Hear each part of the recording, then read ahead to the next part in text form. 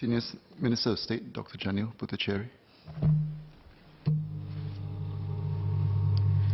Mr. Chairman, as technology becomes part of our lives, we need to strengthen our digital readiness and our cybersecurity.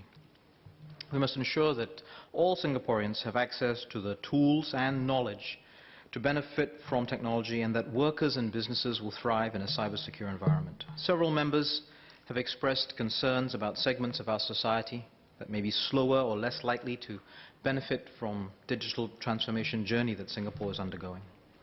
We must ensure that the benefits of this digitalization are enjoyed by all, and digital readiness needs to be a whole-of-nation effort with combined efforts from government, businesses and the community. Last year we launched the Digital Readiness Blueprint and set up a Digital Readiness Council. This council will provide strategic direction and guide the implementation of our digital readiness initiatives and examine the needs of the community in terms of digital inclusion, literacy and participation. Importantly, and very hearteningly, as Ministers noted, we've received significant support from the wider community and businesses to serve on the Council and its working committees. Our efforts can be categorized into these three areas: digital participation, digital inclusion, and digital literacy. For digital participation, we will launch 2 new initiatives to mobilize organizations from the private, people, and public sectors to drive our digital readiness efforts and bring more citizens on board the digital readiness movement. The Digital Participation Pledge the Minister announced is a voluntary online pledge to encourage organizations to promote digital participation and inclusion.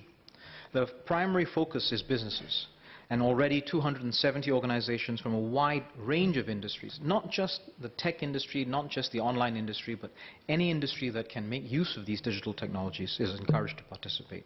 270 organizations have done so already from a wide range of industries and pledged their commitment to expand their digital readiness efforts. Our target is to have 3,000 organizations on board this pledge by 2021.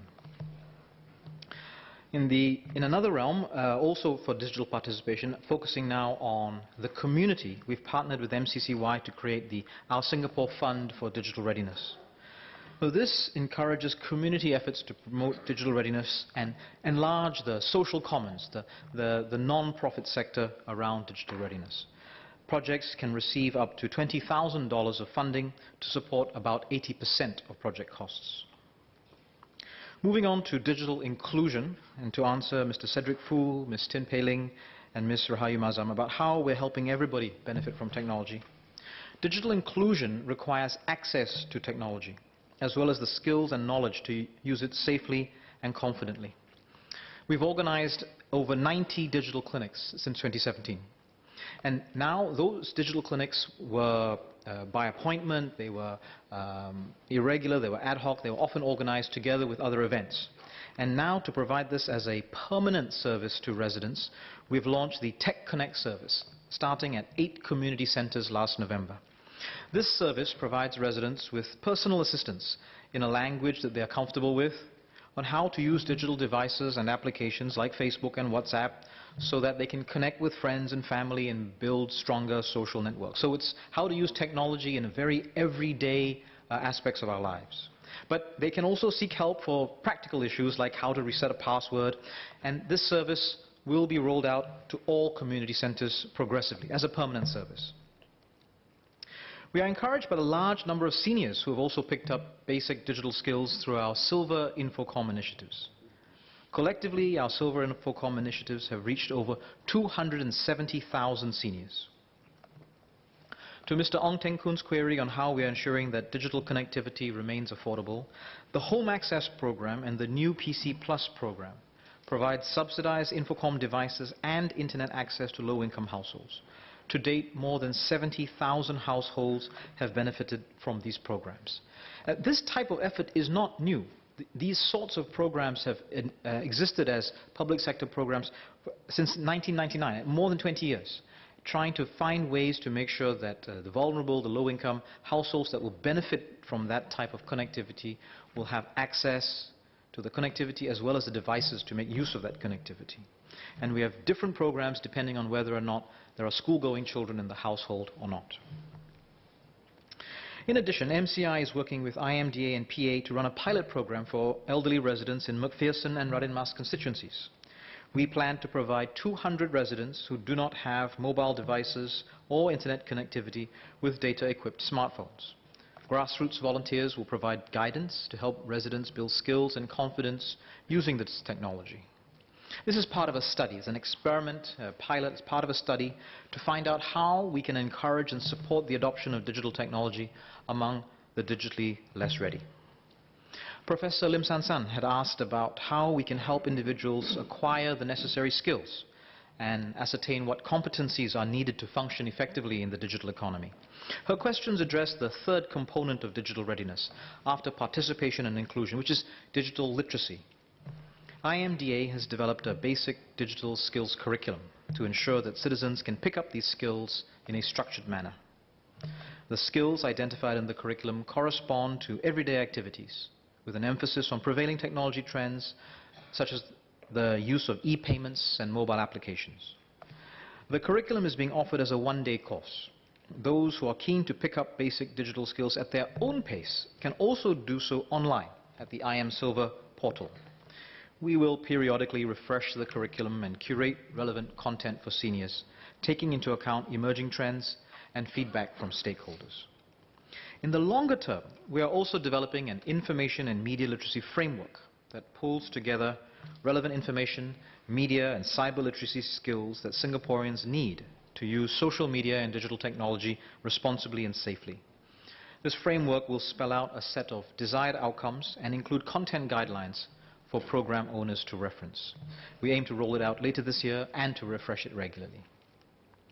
Mr. Vikram Nair, Mr. Darrell David and Ms. Rahayu Mazam asked about how Singaporeans can navigate an increasingly complex cyberspace, and given the threat of deliberate online falsehoods, cybercrime and cyber attacks. Technology offers us greater convenience and greater connectivity, but it can be stressful to navigate this complex web of sites and applications and services. Online threats worsen anxiety, reduce trust, undermine public confidence in institutions, and this threatens national security. We have seen this happen in other countries, and Singapore is not immune. A well-informed and discerning public is Singapore's first and most important line of defense against online threats. The government is improving public education to tackle the serious and pervasive problem of deliberate online falsehoods. For example, the National Library Board's Source, Understand, Research and Evaluate program, SURE, S-U-R-E, Source, Understand, Research and Evaluate program, raises awareness of dangers and how to discern fake news. MOE's new media literacies toolkit supports teachers' efforts to help students navigate the digital environment. This includes learning how to detect falsehoods on social media and how to interact responsibly with others online. Over the past 2 years, organizations like the Media Literacy Council has also supported ground-up projects to help the public become better informed consumers through its Better Internet ex-Youth call for proposals. To educate citizens and businesses on good cyber hygiene, CSA has launched a cybersecurity awareness campaign in May 2018 called Cyber Tips for You. It reaches out to businesses on good cybersecurity practices through a variety of channels, talks, conferences, and an online portal called Go Safe Online. CSA and IMDA are also working with schools to help students pick up essential cybersecurity knowledge and to learn to effectively protect themselves from an early age. We have launched digital defense as the 6th pillar of total defense. And like our battle against terrorism, we need everyone to play their part. This means being secure, alert, and responsible online. There are 5 things we can all do, including members of this House, to make vigilance against deliberate online falsehoods and good cyber hygiene a matter of personal responsibility. I'd like to take this opportunity to remind all, please don't post or forward dubious information without checking. Secondly, use a strong password and 2-factor authentication. Third, install and use and update your antivirus software. Fourth, update all your software as soon as possible. And fifth, watch out for signs of phishing. These 5 practices go a long way to help all of us stay safe online. Mr. Vikram Nair asked how we can assess the cybersecurity of our government systems. A safe and trusted cyberspace is essential for Smart Nation. This includes strengthening partnerships between government and industry to achieve a higher level of collective cybersecurity. We will need the combined efforts of our stakeholders, industry, academia, and the community to achieve this. One of the many ways that we do this is the government bug bounty program. From December last year to January, 400 white hat hackers. White hat hackers are people who have hacking skills and use them for positive reasons, for good, as opposed to black hat hackers who are doing so for criminal reasons. 400 white hat hackers took part in the government bug bounty program organized by GovTech and CSA. They have stress tested the defenses of 5 internet-facing government systems, identified 26 vulnerabilities, and all of which have been remediated. This process raises our cybersecurity standards. We gain insights into potential attack vectors, and we better secure our web applications. We improve our mechanisms for patching vulnerabilities effectively and comprehensively. 7 out of the 10 top awarded bounty participants were from Singapore. I'm happy to see our local cybersecurity community contribute to improving the security of our systems. We will conduct more of such programs in the future, and I hope some of the participants apply for jobs at CSA. Mr. Tiosolok asked about our targeted efforts to seize new opportunities in the digital economy. Cybersecurity is an area of economic opportunity that complements Singapore's existing strengths. Strong connectivity, a digitally savvy workforce, and a reputation for trust and transparency. A strong cybersecurity ecosystem will provide expertise and solutions that contribute to more resilient digital infrastructure. We are helping cybersecurity startups scale and establish their credentials through the Innovation Cybersecurity Ecosystem at Block 71, ICE 71. This brings together a community of entrepreneurs, investors, corporate partners. And this community has done well since its launch last year, reaching out to more than 50,000 people through various events. We are starting to see a growth of local cybersecurity startups. One such company is the Cyber Assembly, a homegrown startup that connects people to cyber skills through an active learning cyber range, bootcamp programs, and even a mobile game called What the Hack. What the heck? I-71's Scale program provided opportunities for Mr. Ng Pan Yong, the company's founder, to connect with the right audience and grow his business. In September 2018, CSA launched an industry call for innovation to catalyze the development and adoption of innovative cybersecurity solutions. CSA has received more than 70 proposals to develop solutions for 10 cybersecurity challenge statements. In 2019, the government will expand the call for innovation into the Cybersecurity Innovation and Growth Program to support local cybersecurity companies to create innovative and relevant cybersecurity solutions and to meet the changing needs of industry. Mr. Lau Tia Kiang asked about how we are meeting Singapore's cybersecurity manpower needs. Building a strong cybersecurity workforce is important, not only for the development of our cybersecurity industry, but also for our national security. As our world becomes more connected and new cyber threats emerge, demand for cybersecurity talent has grown exponentially. Across the public and private sectors, the total number of jobs for cybersecurity professionals tripled from 2012 to 2017 to 5,300. At the same time, the actual number of cybersecurity professionals in employment quadrupled to 4,900, which is 3% of the ICT workforce. We expect the strong demand for cybersecurity professionals to continue. Our agencies are working closely with each other and the cybersecurity ecosystem to strengthen the pipeline of cybersecurity professionals, deepen their skills and technical expertise, and improve the career progression and recognition for the profession. To meet industry needs, IMDA and CSA drive targeted efforts under the Tech Skills Accelerator Initiative, and this includes the Cybersecurity Associates and Technologists Program, which develops and upskills fresh and mid-career professionals for cybersecurity jobs through on-the-job training. 8 companies have committed to develop more than 900 professionals by 2021. In addition, over 3,000 individuals have benefited from 50 cybersecurity courses supported under TESA's Critical Information Technology Resource Program. To attract, develop and retain cybersecurity practitioners in the public sector, CSA works closely with GovTech and other agencies to build a core of cybersecurity specialists who will be deployed across agencies to support government's cybersecurity needs. Mr. Douglas Fu asked about how we are developing products that contribute towards a safe and trusted cyberspace for Singapore. As part of MCI's work to ensure our standards and regulations support the growth of the digital economy, we have made progress in building a strong cybersecurity standards regime in Singapore.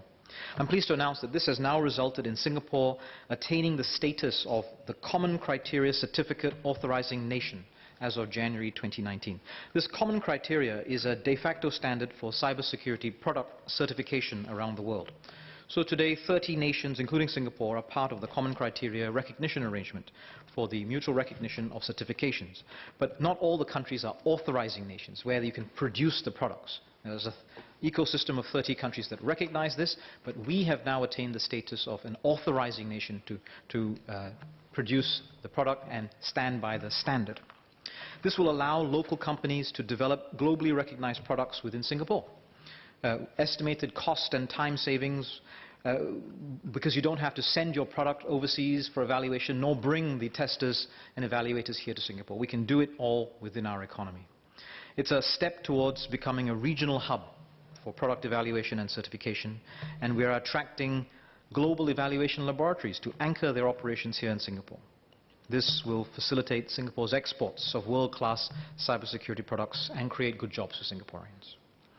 To encourage SMEs to build more secure products and adopt this common criteria certification, we have a new Secure Tech track under the Accreditation at SG Digital program.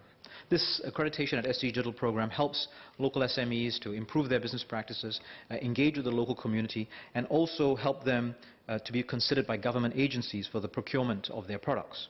So now this new Secure Tech track will apply the same thinking towards cybersecurity SMEs and cybersecurity products for their growth, for their scale, and for their consideration by government agencies for the procurement of cybersecurity products.